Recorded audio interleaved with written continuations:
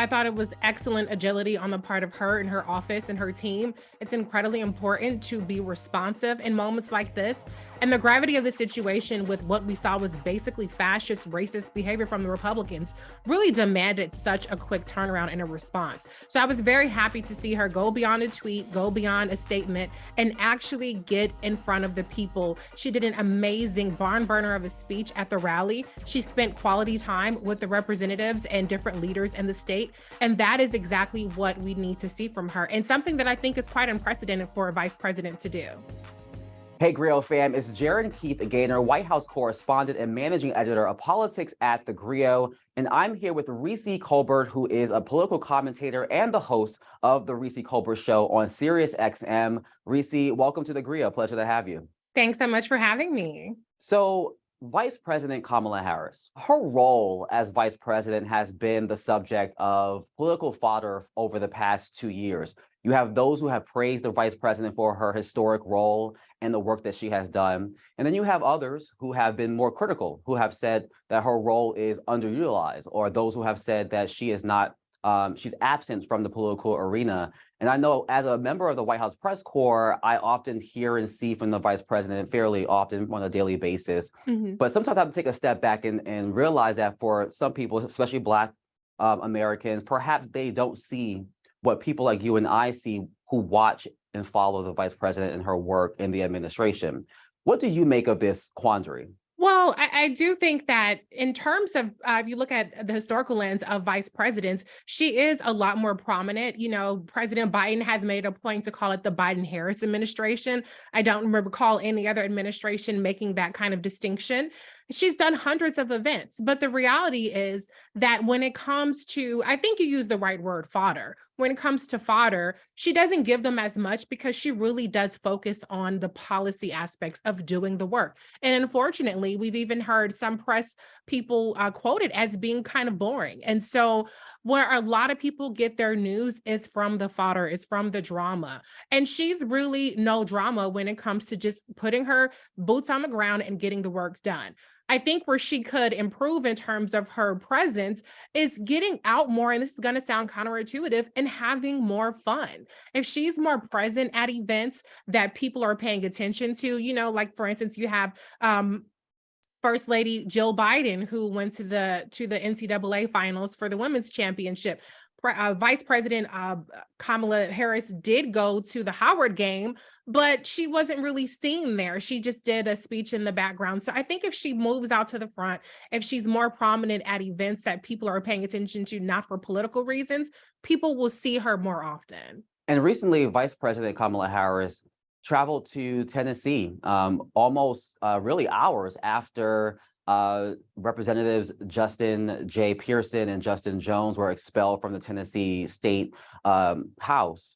She cleared her schedule and went there, and which, as we know, that's not an easy thing to do when you consider Secret Service and all the plannings that have to happen on the ground. What did you make of that political calculus for the vice president to make that last minute decision? I thought it was excellent agility on the part of her and her office and her team. It's incredibly important to be responsive in moments like this. And the gravity of the situation with what we saw was basically fascist, racist behavior from the Republicans really demanded such a quick turnaround and a response. So I was very happy to see her go beyond a tweet, go beyond a statement, and actually get in front of the people. She did an amazing barn burner of a speech at the rally. She spent quality time with the representatives and different leaders in the state.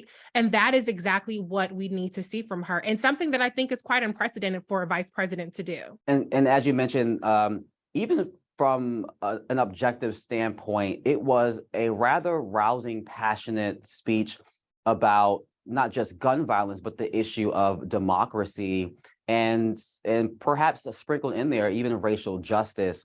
She gave that speech at Fisk University and HBCU, and she didn't read from a teleprompter. It was pretty off script. What did you make of that speech? Did you think that that is maybe perhaps the formula that the vice president should follow when giving such speeches on these type of stages, particularly when you're talking to Black America?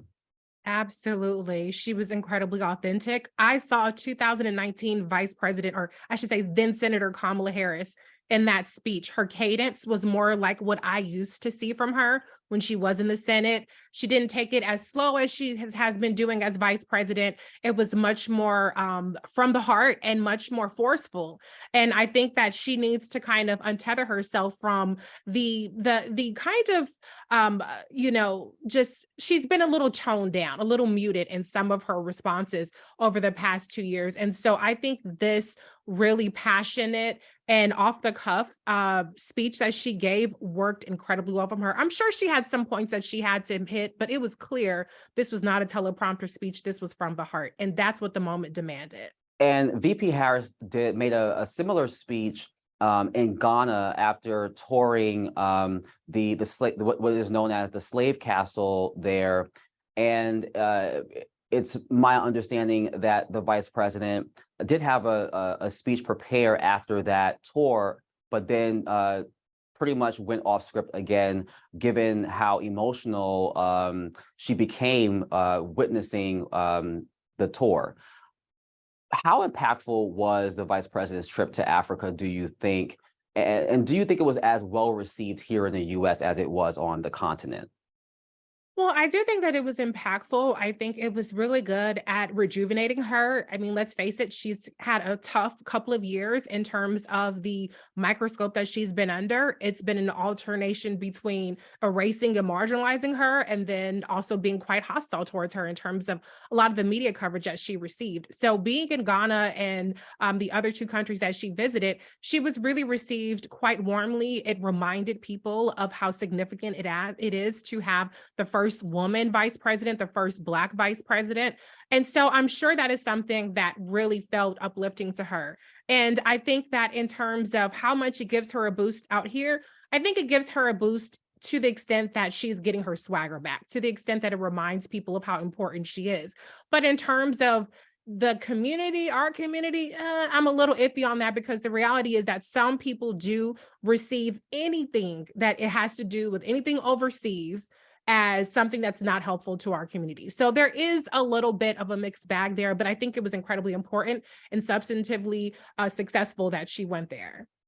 Given what we saw in Tennessee, her trip to Africa and that speech, and even her remarks at the funeral of Tyree Nichols, it seems like there has been some type of shift for the vice president. Do you see it that way? Do you think this is a moment right now in her political career that could be capitalized on? Well, I think that I'll make a distinction. In terms of style, I think there is a shift. I think it seems like she's trusting herself more. She's leaning into her power and her authentic voice a lot more, instead of maybe being so cautious about maybe getting a negative headline or a viral clip. And I think that's incredibly important as a shift that we're seeing in her. In terms of her policy, in terms of her priorities, that has been, I would call it, remarkably consistent for her decades of public service. In terms of racial justice has always been a priority, in terms of democracy and those fights that she took on as senator.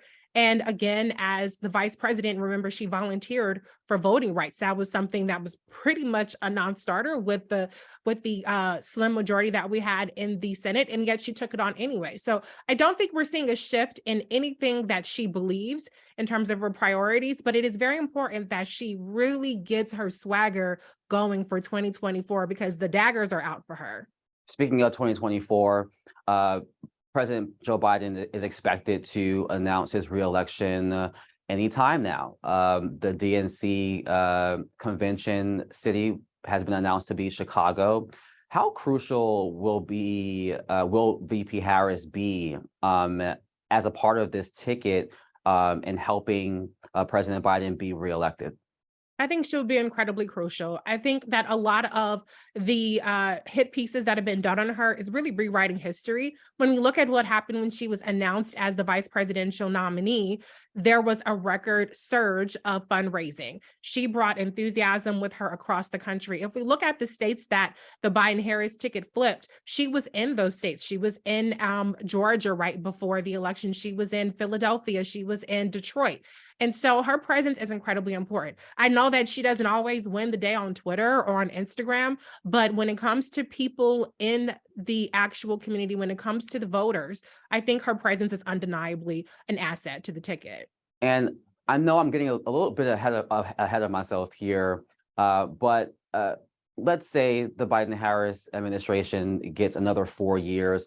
I think it's no secret to anyone that Vice President Kamala Harris wants to someday be President Kamala Harris.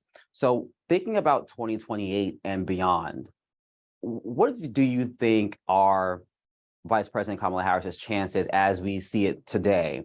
Can she do what Hillary Clinton was not able to do? Well, I will remind people that Hillary Clinton did win the popular vote. Where she did not succeed is in the Electoral College. And there's been a lot of writing about strategy. Did she put enough effort into Pennsylvania and some of those states that seem to be pretty solidly blue states in the past? But in terms of what Vice President Kamala Harris is capable of, I absolutely think that she's capable of doing it. But we do have to acknowledge that there is some work that has to be done. And I think that she has what it takes to cultivate the base a lot more. It's going to be a cumulative effect in terms of getting people to really feel the connection with her that they say felt with President Obama, or even that some people feel with President Biden. I mean, President Biden has been in public service for literally, 3 or 4 decades longer than Vice President Kamala Harris. But she is equipped. I think, though, that she just needs to be a lot more present in terms of the community, not again in terms of giving speeches and being present for policy discussions, but actually being present in a way that people can feel connected to her. I think if she gets that part together, she's unstoppable in 2028.